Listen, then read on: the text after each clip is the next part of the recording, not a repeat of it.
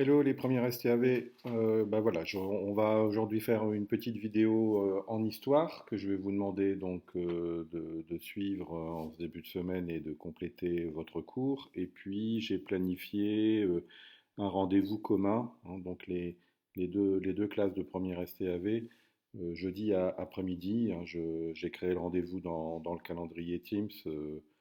Vous avez, je pense, reçu une convocation, enfin, une invitation, on va dire.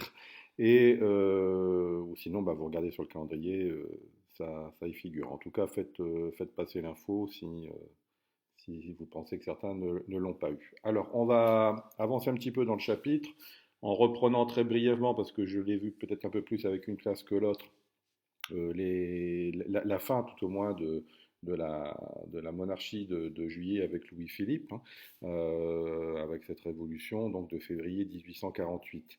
Je vous rappelle que cette révolution, elle éclate parce que, on va dire que le roi Louis-Philippe, hein, souvenez-vous, je vous avais expliqué ça à haut de classe, hein, je crois, qui avait fait des promesses quand il est arrivé sur le trône, hein, en disant voilà, je m'engage à être un roi juste qui fera respecter l'ordre dans le pays, hein, à savoir donc attention aux excès du pouvoir populaire, mais en même temps n'abusera pas de son pouvoir royal, hein, et des abus du pouvoir royal.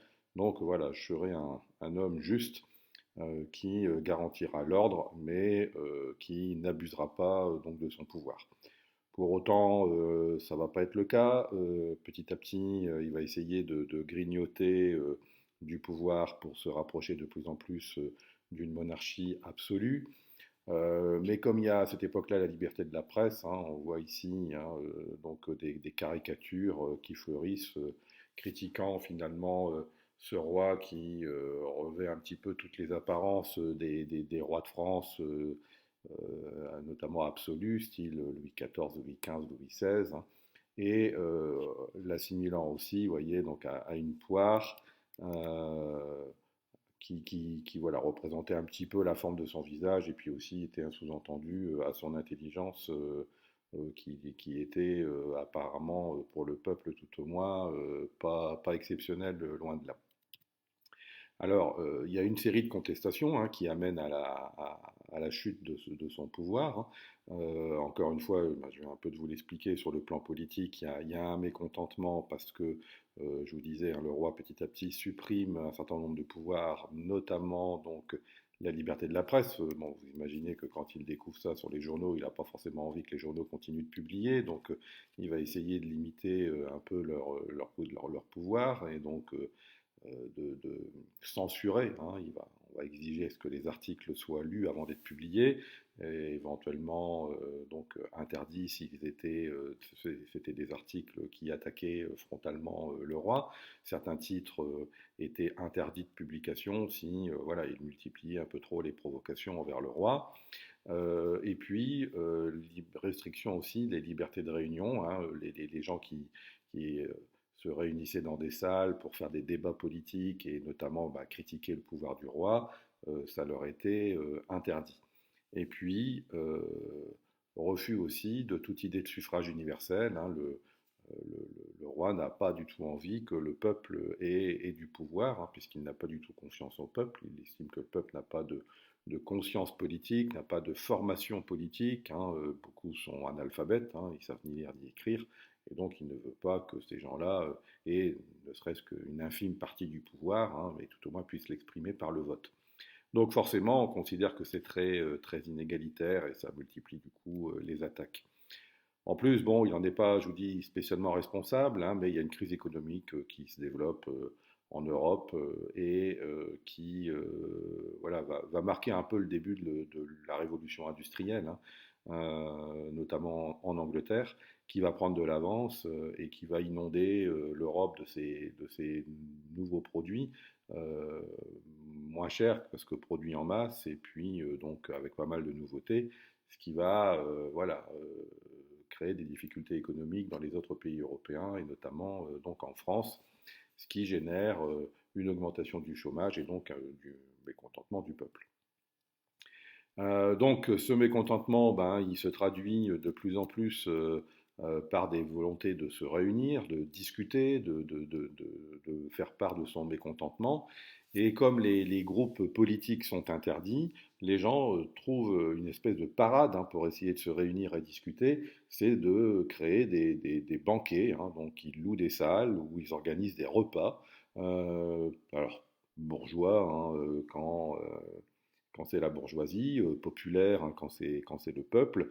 Alors là, ils louent pas de salle, généralement, ils se mettent dehors, dans les rues, ils sortent des tables et puis ils amènent un peu à manger, et ils mangent et ils boivent ensemble. Mais c'est surtout un moyen en douce de pouvoir discuter de politique, de critiquer le roi. Donc ces banquets, c'est une manière de contourner finalement l'interdiction de se réunir qui avait été faite par le roi. Et donc, bah, le roi, il n'est pas dupe, il se rend bien compte que ces banquets qui se multiplient et qui permettent aux gens d'exprimer leur mécontentement, ben, c'est une façon de s'opposer à lui. Et donc, il fait interdire aussi ces banquets.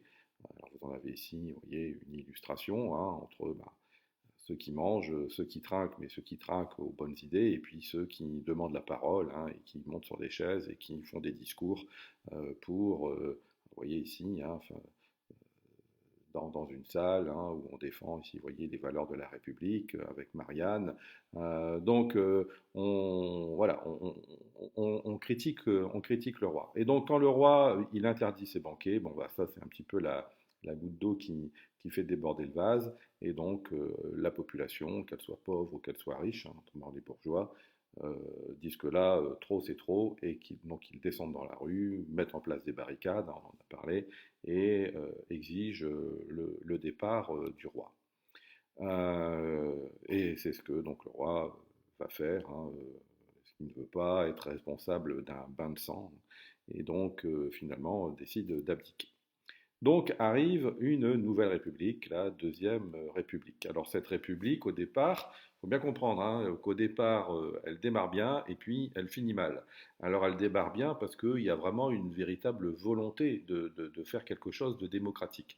Et même le gouvernement, alors je vous donne quelques noms, il est évident que je ne vais pas vous demander de les apprendre par cœur, et je ne vais pas vous demander qui faisait partie du premier gouvernement de la Deuxième République, mais c'est quelques exemples pour vous montrer que on cherche un consensus, on essaie de trouver des gens qui représentent différents aspects de la société. Vous avez donc un des éminents scientifiques français de l'époque, François Arago, vous avez des noms de rue, François Arago. On en a parlé dans la première peinture, la première illustration du chapitre, un écrivain, poète, mais aussi homme politique, Alphonse de Lamartine, qui d'ailleurs dans son rôle joué dans la Deuxième République, il va généralement être soutenu par les autres écrivains. George Sand, que vous connaissez peut-être pas, mais comme son nom ne l'indique pas, c'est une femme. Charles Baudelaire aussi soutiendra un peu les actions de Lamartine. Donc un écrivain qui entre aussi au gouvernement. Il a plutôt défendu la monarchie, tout au moins la monarchie constitutionnelle, et là il se rapproche un peu plus des valeurs de la République. Donc des militants républicains, forcément, puisqu'on met en place une république, et on met, vous voyez, d'autres sensibilités aussi. Il y a un ouvrier, un syndicaliste ouvrier, assez représentatif du mouvement ouvrier de l'époque, qui participera aussi à ce premier gouvernement. Donc voilà, on trouve des scientifiques, des politiques, des écrivains, des artistes, des ouvriers. Voilà, c'est la première fois qu'on voit un gouvernement aussi ouvert et pas forcément aux mains de professionnels de la politique. Et du coup, dans un premier temps, c'est un peu une bouffée d'oxygène, parce que cette Deuxième République, elle essaye de tenir ses promesses, de mettre en place une démocratie donc plus égalitaire et plus sociale. Donc voilà quelques exemples de mesures qui seront prises. Donc sur le plan démocratique, politique, euh, on rédige une nouvelle constitution qui établit le suffrage universel, donc qui permet à chacun, donc à tous les hommes majeurs, de pouvoir voter. On rétablit la liberté de presse, qui je vous rappelle était contrôlée et censurée sous la monarchie. On rétablit le droit de réunion et d'association, hein, ce que Louis-Philippe avait aussi interdit. Donc on revient sur toutes les mauvaises décisions finalement de, de l'ancien roi. Et puis, une avancée sociale quand même majeure, hein, c'est l'abolition de l'esclavage, hein, 1848. Donc, l'esclavage est définitivement aboli en France. Euh, C'était quelque chose qui avait été évoqué, souvenez-vous, pendant la Révolution française, qui avait été indiqué dans la Constitution, mais sur lequel on ne s'était pas trop appesanti, c'était pas une priorité quand même pour les révolutionnaires français. Napoléon Bonaparte était même un peu revenu dessus, hein, en étant très ambigu sur l'esclavage, en refusant de le critiquer et à demi-mot l'encourager.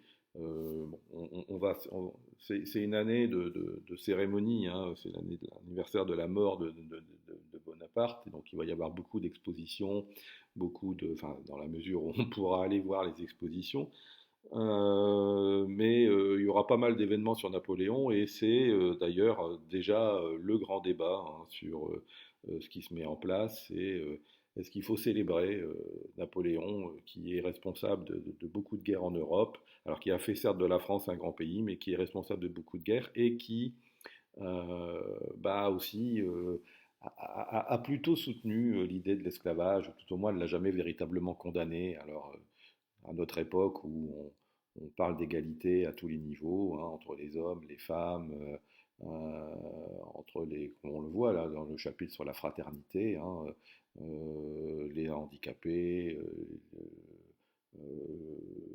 qui ont droit à vivre de la même manière. Bon, bah, on a vu aussi les lois sur le racisme. Donc voilà, c'est pas Napoléon, c'est pas celui qui a fait la plus grande promotion de cette notion d'égalité, et notamment entre les races. Et donc c'est un petit peu gênant de célébrer cet homme dans une époque où on essaie justement de promouvoir la fraternité et l'égalité. Donc vous voyez, réduction du temps de travail, hein, on le réduit à 11 heures par jour, si vous imaginez. Euh, donc avant, il n'y avait pas véritablement de règles, hein, donc les gens travaillaient généralement encore plus, 14 heures par jour, c'était à peu près la norme. Et puis, la volonté de former hein, la population en mettant l'enseignement primaire gratuit et obligatoire. Alors, c'est une première pardon, c'est une première pierre à l'édifice, mais bon, ça va pas résister longtemps, hein. Il faudra attendre Jules Ferry un peu plus tardivement, on en reparlera, pour que ça soit vraiment imposé. Parce qu'on va voir qu'avec la révolution industrielle, les familles vont préférer que leurs enfants aillent à l'usine, travailler et ramener un salaire plutôt que d'aller à l'école. Le problème, c'est que petit à petit, ben, toutes ces mesures sociales donnent de plus en plus la parole euh, au monde ouvrier, hein. Je vous disais, on est dans la révolution industrielle qui commence à s'accélérer en France. Donc, je vous en ai déjà parlé brièvement, hein. La révolution industrielle, ben, c'est la mécanisation, hein, et donc c'est la mécanisation aussi des campagnes enfin, qui fait que on a besoin de moins en moins de paysans hein, qui sont remplacés par la machine, qui donc n'ont plus de travail, qui vont donc se précipiter dans les villes, sachant qu'on entend parler que dans les villes se développent des usines de plus en plus grandes qui ont besoin de plus en plus d'ouvriers pour travailler ben, dans ce nouveau type de travail qui est le travail à la chaîne, hein. Et donc, on a beau avoir des usines, on a besoin énormément de présence humaine. Et donc, ces ouvriers arrivent en masse, hein, enfin ces paysans arrivent en masse dans les villes, se transforment en ouvriers et ils deviennent une catégorie numériquement très importante et qui ont petit à petit des revendications sociales, hein, notamment sur les salaires, sur le temps de travail, sur les conditions de travail. Et petit à petit, ça fait peur hein, à ceux qui ont traditionnellement le pouvoir, hein, que ce soit la noblesse ou la bourgeoisie, qui préfèrent, eux, des choses bien encadrées, bien calmes, et ils ont l'impression d'être assez submergés par les revendications du peuple. Donc, la, ce que je n'avais pas expliqué ici, là, les ateliers nationaux, comme il y avait eu, donc souvenez-vous, je vous ai parlé ici de la crise économique qui avait lieu à la fin de la monarchie. Les premières étapes aussi de la Deuxième République au niveau social, c'était de et là, c'est de là que vient aussi une particularité française, c'est-à-dire que dans cette Deuxième République, on affirme le droit au travail, c'est-à-dire qu'on estime que le travail est un droit et que si les gens n'ont pas de travail, c'est la responsabilité de l'État. Et donc, du coup, dès le début de la Deuxième République, on décide de créer ce qu'on appelle des ateliers nationaux. C'est-à-dire que pour les chômeurs, c'est l'État qui les embauche pour faire des travaux utiles au pays. Donc, par exemple, construction de routes ou réfection de routes, développement aussi du chemin de fer, puisque je vous dis, la révolution industrielle et le train petit à petit se développe. C'est voilà, on travaille, on est embauché par l'État et on travaille dans l'intérêt de l'État. Et donc ça permet de diminuer un petit peu le chômage. Les gens sont contents, ils ont un travail qui n'est pas forcément énormément payé, mais c'est toujours mieux que d'être au chômage. Et le problème, c'est que voilà, ça coûte cher. Ça marche bien, mais ça coûte cher à l'État. Et puis, voilà, ça permet aussi d'augmenter petit à petit, encore une fois, le nombre d'ouvriers. Et donc, du coup, le gouvernement décide de fermer ces ateliers nationaux qui coûtent cher et qui facilitent en fait les revendications des ouvriers. Et là, bah, forcément, les chômeurs, les ouvriers sont très mécontents, descendent dans la rue, on le voit ici, et là sont purement et simplement massacrés par l'armée. Et donc, vous voyez, très très rapidement, cette Deuxième République qui est constituée de gens très divers et qui essayent vraiment de faire quelque chose de plus égalitaire sur le plan social, se retrouve un petit peu débordée par le peuple à qui on donne la voix, la possibilité de s'exprimer et qui s'expriment et qui manifestent leur mécontentement. Et finalement, ceux qui sont au pouvoir prennent un peu peur et réduisent aussitôt la liberté d'expression du peuple et notamment des ouvriers. Donc on arrive à la dernière phase, la République confisquée par ses adversaires, du retour des conservateurs au coup d'État. Alors, c'est ce que je viens un petit peu de vous expliquer, la peur des ouvriers représentée comme une classe dangereuse, fauteuse de troubles, c'est-à-dire qu'elle crée voilà, des mouvements de grève, des défilés de contestation dans la rue. Donc voilà, et tout de suite c'est associé à la révolution. On ne veut pas revivre une période révolutionnaire comme on a vécu quelques années auparavant. Ceux qui ont le pouvoir traditionnellement, les bourgeois, les nobles, ceux qui sont bien installés dans la société, qu'on résumera sous l'appellation des conservateurs, eux veulent pas que les choses bougent trop, évoluent trop, et donc du coup se raidissent un peu et vont lutter contre cette menace du peuple. Et donc ils vont tous s'associer en créant une espèce de parti de l'ordre, ça veut bien dire ce que ça veut dire. Et donc Louis-Napoléon Bonaparte, donc le neveu de Napoléon, qui est un personnage qui est déjà, je vous en ai pas encore parlé, mais qui traîne déjà dans l'histoire, qui est dans le gouvernement. C'est un personnage célèbre, notamment parce qu'il est le neveu de Napoléon. Et voilà, tout le monde connaît Napoléon. Et donc, voilà, il est de la famille, donc il a quand même, du coup, voilà, un certain prestige. Même si Napoléon n'a pas fini glorieusement, c'est quand même un des personnages qui a marqué l'histoire de l'époque, pour ceux qui l'ont tout au moins connu. Donc son neveu part avec un crédit que d'autres n'ont pas. Et donc il en profite du coup pour se présenter aux élections présidentielles, parce que cette nouvelle constitution qui a été mise en place, il faut y mettre des gens dans les cases maintenant, il faut un président. Et donc, il y a plusieurs personnes qui se présentent. Lamartine va se présenter aussi, mais finalement, dans les campagnes, c'est probablement la seule personne qu'on connaisse vraiment, Napoléon Bonaparte.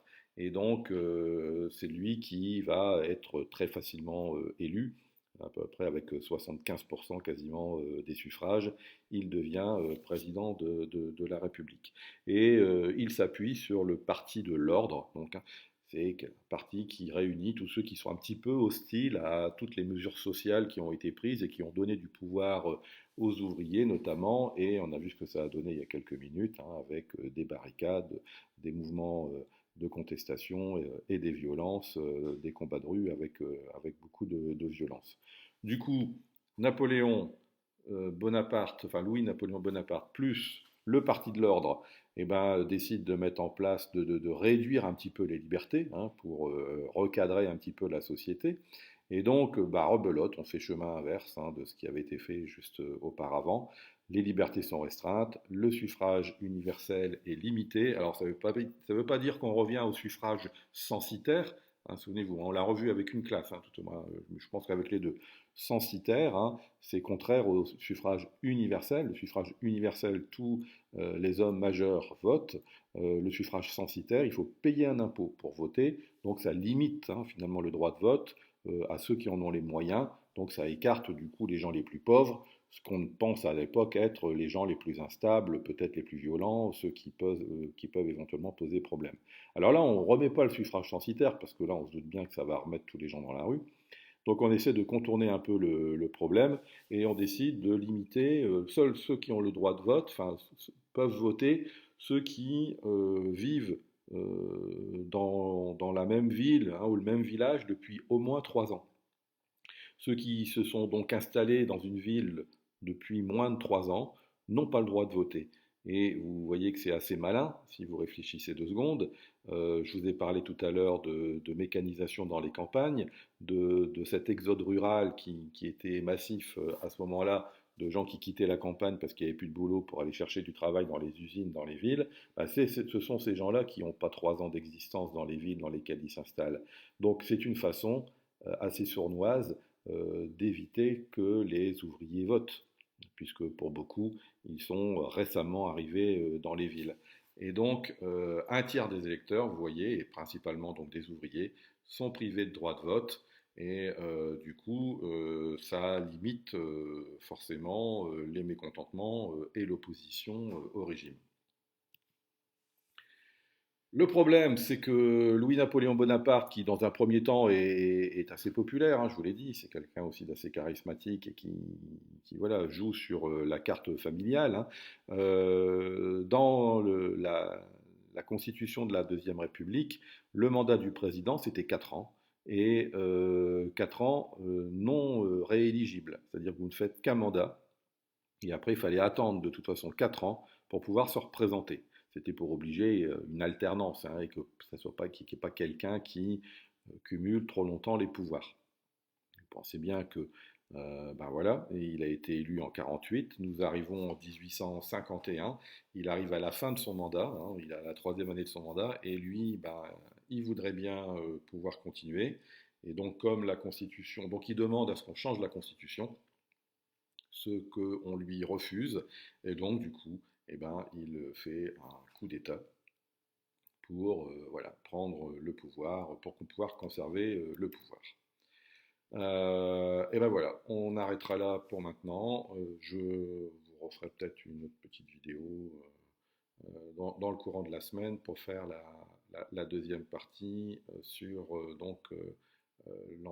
l'Empire, hein, le Second Empire, qui ne va pas durer très longtemps. Voilà, eh ben écoutez, je vous souhaite une bonne journée et puis je vous dis à très bientôt.